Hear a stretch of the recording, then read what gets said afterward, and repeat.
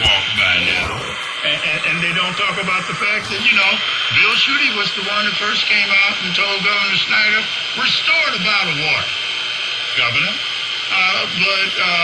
But they reach out there for totally unbelievable positions. I mean, they don't have any talking points to work from. But Bill Schuette, if you talk to Sheldon Neely, the statement from Flint, he'll tell you Bill Schuette was also the first Attorney General who declined to investigate Flint when they wrote him a letter. Yeah, and you know what? I'm glad you mentioned Sheldon Neely. And he only came in after, and that, this became a full-blown. But Sheldon Neely had the letter that he showed the entire war when he initially requested an investigation into Flint.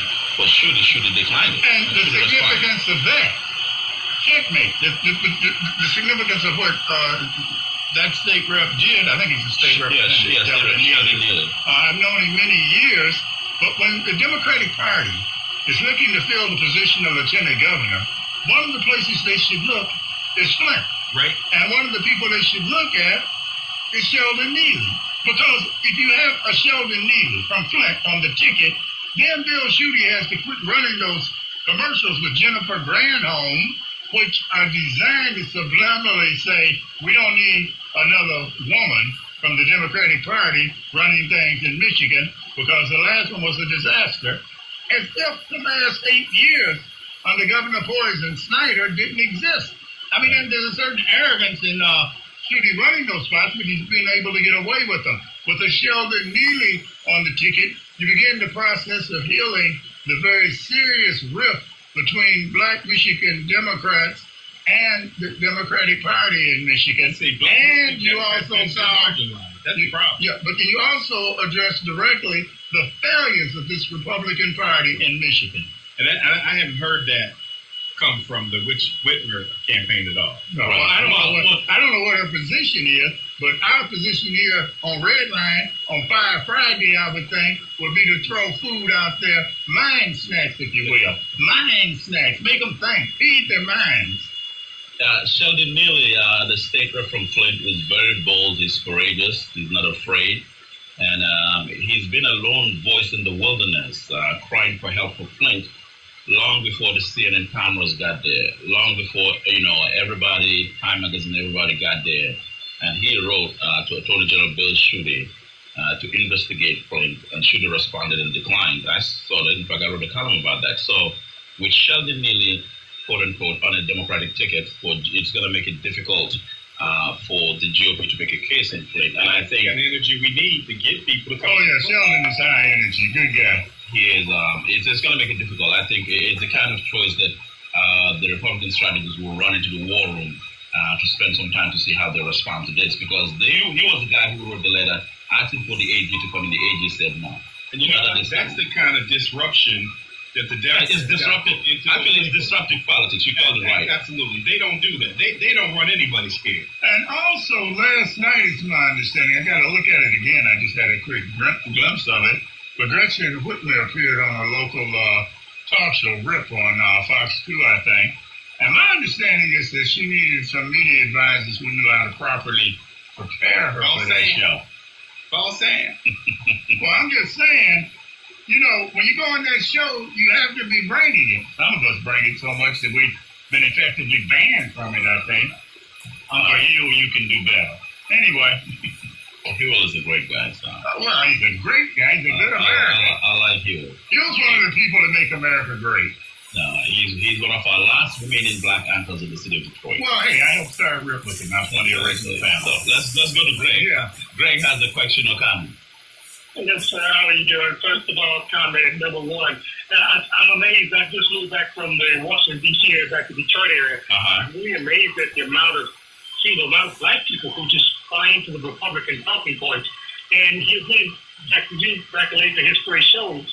The history shows that it's a party that's for the wealthy. That's all they've been for. They take away, for the sake of the wealthy, they take away from working class people. They've never been for working class people. And as far as the Democratic, anything for that person that called in, he needs to go on YouTube and look at and understand what Alex is all about.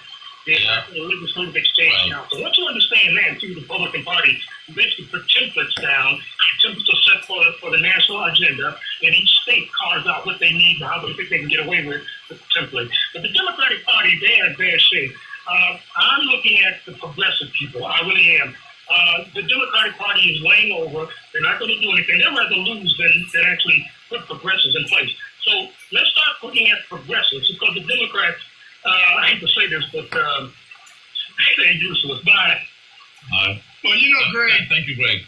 Greg, I believe, it's Greg, who I think it is. We used to work with Congressman John Conyers. He's worked with the Democratic Party on a national level before. And Greg may recall, even though it dates me again, the first National Black Political Convention in Gary, Indiana in 1972. I was a delegate there. One of five that didn't walk out when Coleman led the rest of the Michigan delegation now. But the thing, Greg, about progressives, when you say progressives in the Democratic Party, that sounds good, but that also represents Bernie Sanders. Bernie Sanders' Achilles heel was black Democrats, black folks, black America. Despite his history, and he has a very viable history. When you say progressive, to me, it smacks of the paternalistic arrogance of white privilege that radiates from that progressive wing. We have a history in the civil rights movement and American politics of phony white liberals trying to lead us and tell us what's best for us. The progressive wing of the Democratic Party has some work to do in terms of getting on board with real race politics in America. And electability in that vein is a real challenge. Yeah. That sounds, like you said, it sounds good, but you're not going to win with that. No. I mean, it's like that ticket they came up with here in Michigan. That losing ticket. They can't generate a statistically significant increase in voter turnout, 975 for the Saginaw, Flint, Pontiac, Detroit, Southfield, over there in Benton Harbor. Right. They can't do it.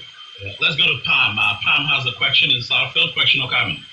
Yes, I have a question. Happy Friday to all of you gentlemen on the panel. Same to you. I just want to know if the bylaws for the Michigan Democratic Party say that the nominations are done in August.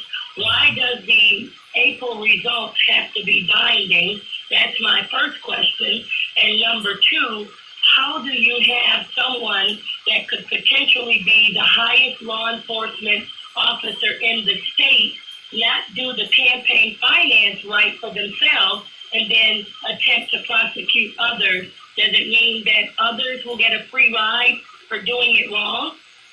Well, first, talked about it. Sam, Pam, stay on the line. Pam asked a couple of academic questions here. Sam, go ahead. First of all, the convention we just attended, and I was there too, I'm a member of the Democratic Party, on Sunday was an endorsement convention.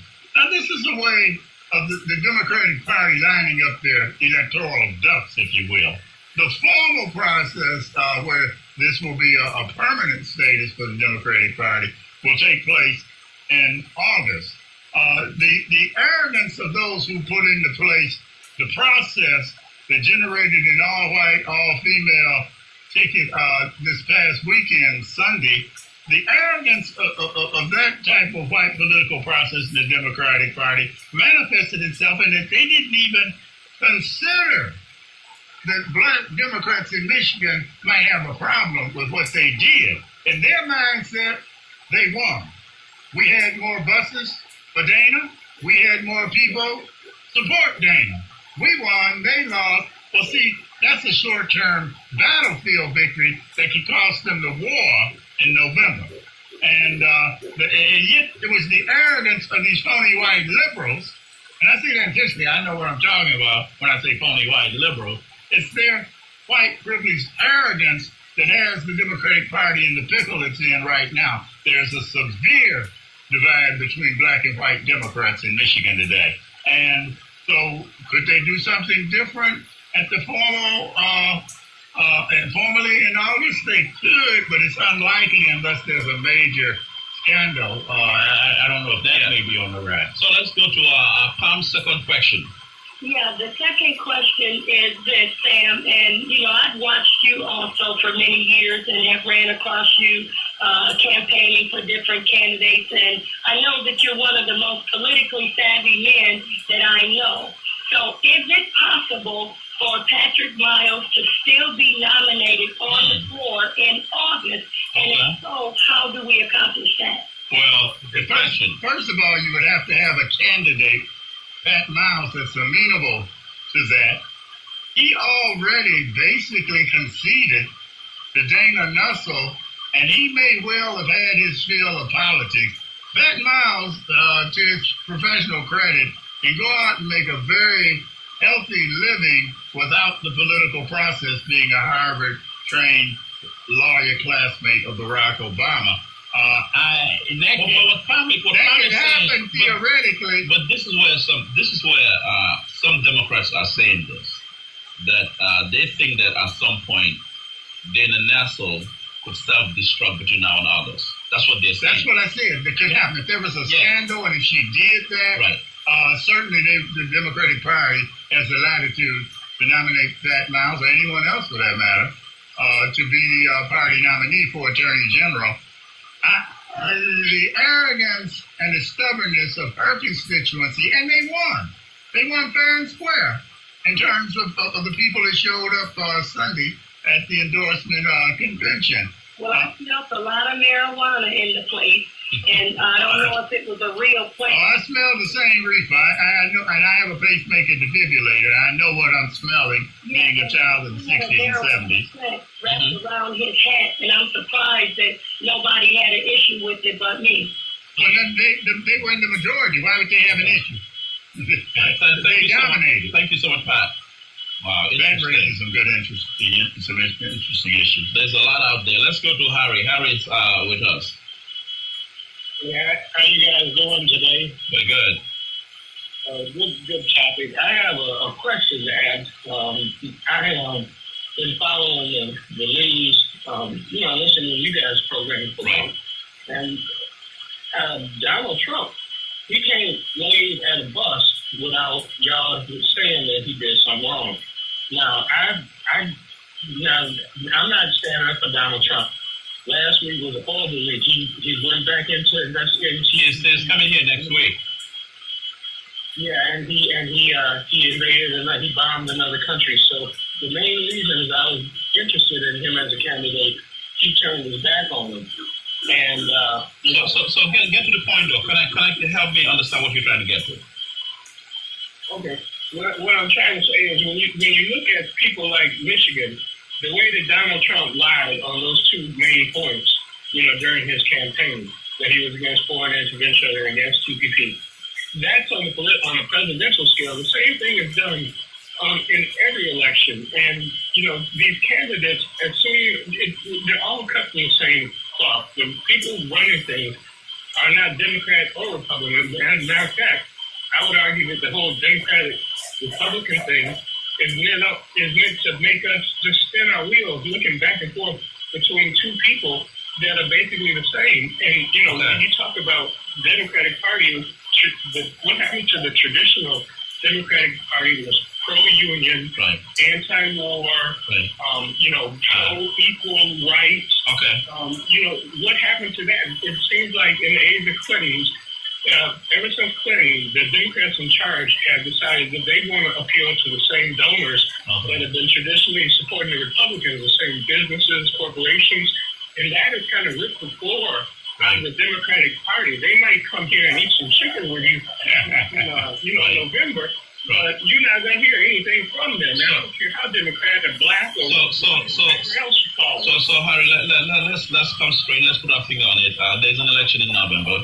You have Gretchen Whitmer, you have Abdullah Saeed, you have Sherry Tanida, you have Bill Cobbs, you have Brian Colley, you have Bill Schuette. Who are you leaning towards, or what do you think about this slate of candidates? Let's be realistic here. There's going to be an election, and whoever gets elected, regardless of how we feel about the Democratic Party or Republican Party, people's lives will be affected, period. We can go and look at the history of the party before and after the Civil War. The point is that there is an election in November, and people's lives will be altered, good or bad, based on who's in office. Okay. I'll answer that question, and I'm going to explain the answer before I get the answer. The reason that I'm giving my following answer is because I don't believe any of the people that you named I want to bring some